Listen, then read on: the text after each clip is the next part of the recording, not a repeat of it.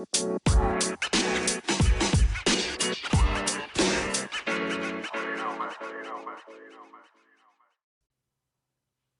I'm Dr. Thomas Maples, and welcome back to A Sacred Journey. I'm honored that you chose to spend your time with me here today, and I hope that this podcast will help bring clarification as it relates to the way we honor myth both within and from without, especially in regards to its power over our psychological development.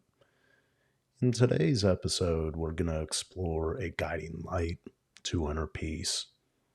In particular, we're going to explore a quote from Walt Whitman. It's one of my favorites regarding finding our inner light and the relation it has to the underbelly of what light creates, and that's the shadow that is left behind. And so let us look at Walt Whitman's quote here for a minute. Keep your face always towards the sunshine, and shadows will fall behind you. Keep your face always towards the sunshine, and shadows will follow behind you. Walt Whitman. This quote has often piqued my interest as it relates to analytical psychology in particular because it draws inference directly to the pull between light and shadow.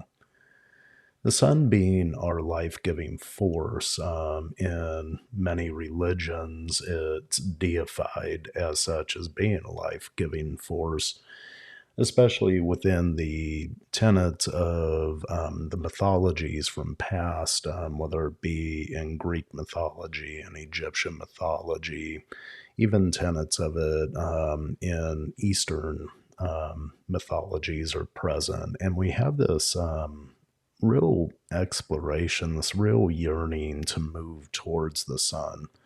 And I don't think this is necessarily an individual aspect, because if we look even at plant life in general, it aspires towards its life-giving force, the sun. And even if it's cast into the shadow of something larger, it will move towards and away from that shadow so it too could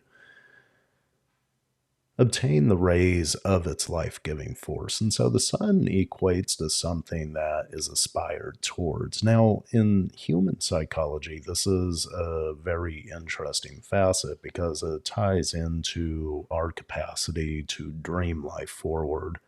The tree may aspire towards the sun, but we aspire to other things that may take us to different heights. And I know in former podcasts, I've explored the ascent of the sun, especially in the myth of Icarus and Daedalus, the sun who aspired so high to the sun it melted the wax from his wings and he fell to his death in the Aegean. And the father that gave him the warning of not to fly too high to the sun. Well, if we look at the sun as being this thing of aspiration, of this life-giving force that we aspire to, we may look at this as a deity. It may be a sun god. This is a common archetype within human expression, and it's collective in nature. And so if we look at the sun as being something that we aspire towards, this really begins to create a catalyst for the dream that we may set forward, that we look to aspire towards. In a way, the sun could be looked as a guiding light, a light of dreams that we yearn to experience within our lifetime. This guiding light could be an inner voice. It could call upon us to realize some inner passion. It's also been called a daimon in archetypal psychology, an entity, a voice that calls upon us to move in a particular direction. Now, this is a collective phenomenon, and we all have these yearnings in a way. We all have this voice, this ontological need to create meaning in the life that we live. There's a self that exists other than ourself. If you close your eyes for 1 minute and you realize some aspect of a dream that's present, you're actually engaged in a process of moving towards this larger self. Even though you may not realize yourself in that dream currently, through work and through concentrated effort, it is hoped that eventually the self will move into this image. And then once it is, there's a process of creating more dreams that are forward thinking. But this movement towards the light, towards the dream, towards the daimon or the self, it creates a shadow element that's behind it. And this is the remnants of things that are left over.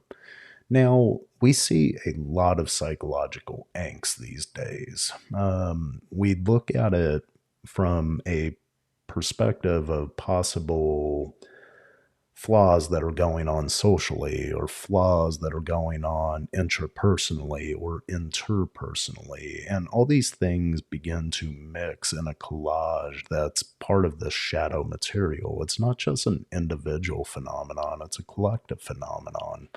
And so, as we strive and we strive and we strive for ever increasing aspirational heights, at times we leave too great of a shadow behind of that unexplored material, which can begin to pull it back down into a psychological check, if you will, a check and a balance, reminding us that there's these things that we have to tend to. It's sort of like tilling the soil so that the nutrients within grounds the plant before the plant could aspire towards its passion, its life-giving force, the sun.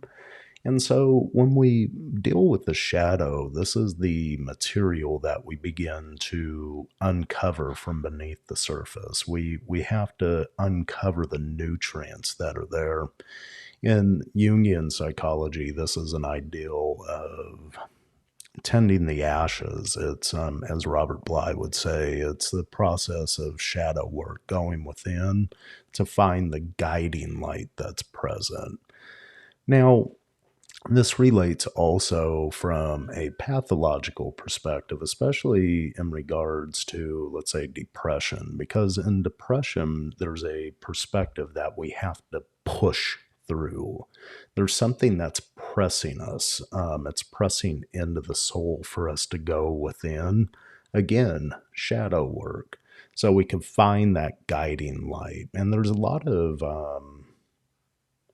of stories that remind us of this process, most notably from an archetypal perspective, is the Divine Comedy from Dante Alighieri, who who gives us a beautiful story of one man's road through purgatory and through hell itself in order to push out to paradise on the other end. Now, this is a love sonnet to a woman that he really adored, but never was able to conquer that fear within to actually approach her. Instead, it stands as a test for the great lengths that a person will go to find that inner muse that's present. Now, Beatrice acted as that inner muse for him, and it's an interesting love story in that ideal of pressing through, going through the depths in order to pull out the other end. There's another story that's biblically related, and it's the idea of Jonah and the whale, that the whale has to swallow Jonah to take him to the other end of the sea. Now, in this, that's another ideal of we have to go within to move outside. We have to go within to find the inner light that's on the other side of the sea. Now, the nature of light casts a shadow because of a material force that stands in the way of the light hitting its final objective. We need to understand both the direction we are moving and the shadow our directively aim leaves behind. Carl Jung knew the power of the shadow as a force for growing change, and this is a force that ultimately builds the character's need to find a guiding light, a guiding principle, something that stands beyond just the self, beyond that body that moves us from point A to point B, wherever that may be. In this movement, there's a need to integrate the shadow and the light to create a deeper meaning of self that moves forward. By this, we ground ourselves in our character traits that are present in the moment, but it also, in sifting through those character traits, those personality traits, we also begin to find the very core aspects that are going to push us towards that creation of meaning in our life. Now, with every reality, a shadow construct exists. However, it's always our nature to polarize these constructs as an exercise of consciousness. In the book of Genesis, we know that we learn as God does the nature of good and evil. This is a natural construct of human consciousness that's pushing us forward. Now, this tendency for consciousness has far-reaching consequences, both spiritually and psychologically. When we keep our face towards the sun, it allows us to find a sense of consolidation towards the life-giving force of our solar system. This life-giving force of our solar system is really a nurturing guide as it relates to our spiritual, our personal, and our physiological development. Without the sun, simply no life could exist here on Earth. There's beauty also to be found in the shadow our body casts as it absorbs the light. As it absorbs the light that the sun casts as it's moving towards its eventual direction. Now, as we absorb this, it provides nutrients, vitamin D. It provides nutrients to the plants that we eat, the animals that eat the plants, and the other things that we eventually eat as we move towards our journey. As we absorb the light, we cast away the dark. Maybe not as a byproduct, but maybe we could look at it as a remnant of the journey undertaken. What is your guiding light? I encourage you to look and explore any dream that maybe moves present in your life at this moment that guides you, any goal or aspiration that you're yearning to undertake. And as always, I hope that the blessings of life find you on your journey to advance confidently in the direction of those dreams that call upon you. Goodbye for now, and thank you for joining me.